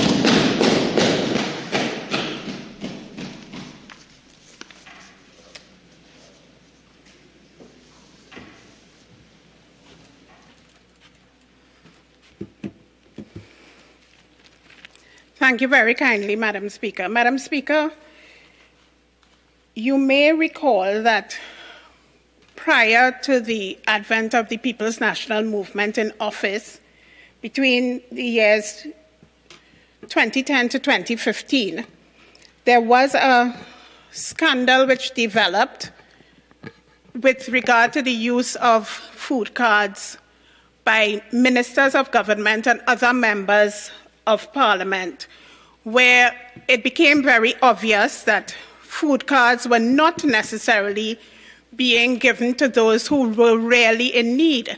As a matter of fact, the Member of Parliament for Chaguanas East was one of the persons who worked in that part of the Ministry of Social Development, and I'm sure the member is well aware of these issues, Madam Speaker. So I'm quite surprised that the Member of Parliament for Chaguanas East is asking these questions, because she is well aware that there was quite a racket that was taking place with regard to food cards. Madam Speaker, as you may know, the Parliament was apprised of this, and the facts were that there had to be a number of people who were taken off this food card or food support program, given the fact that they did not meet the criteria. We had reports of police officers, teachers, other persons who were in a particular bracket who did not qualify for food support during the 2010 to 2015 period, but there were persons who did not qualify and were given food support. Madam Speaker, what this government sought to do was ensure that only those people who qualified for food support were in fact given that kind of support. We have spent, Madam Speaker, what would probably amount to hundreds of millions of dollars giving food support to those who were desperately in need of that kind of support. And over the years, the food support program has consistently been re-examined for two reasons. One, to ensure that the right persons were being given the kind of support that the food card provides, and two, to ensure that persons who had improved their standing no longer needed this kind of support. Madam Speaker, the policy is that after a period of time on food support, recipients are consistently re-examined to see if their circumstances have changed. And once their circumstances have changed and they are doing better financially, they are taken off food support. The current situation is, again, a re-examination of those persons who are on food support, Madam Speaker, and also an examination to determine whether or not we need to increase the amount of funding that is given for food support, given the changes that are taking place in the supermarkets with the price of food and so on. And Madam Speaker, there's nothing underhand or deleterious about what is being done. It is still being done in the interest of the people of Trinidad and Tobago, and the Ministry of Social Development and Family Services is one ministry that ensures that those persons who are most in need are properly taken care of, not only for food support, but the disability grant, the senior citizens grant, Madam Speaker. The disability grant has been increased to include a wider range of persons who can access this grant. The same thing with the senior citizens grant, Madam Speaker. This is the ministry that ensures that there's a funeral grant available to those who cannot, unfortunately, pay to bury their deceased. Madam Speaker, the Ministry of Social Development and Family Services has continuously worked in the interest of the people of Trinidad and Tobago, and in specific reference to food support, we have moved away from what took place between 2010 and 2015, where persons who did not deserve to be on this kind of support have been moved off the system. Madam Speaker, I thank you.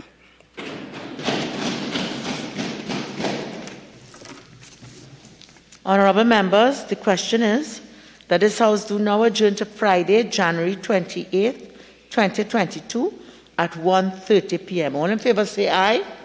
Any against? I think the ayes have it. This House now stands adjourned to Friday, January 28th, 2022 at 1:30 p.m.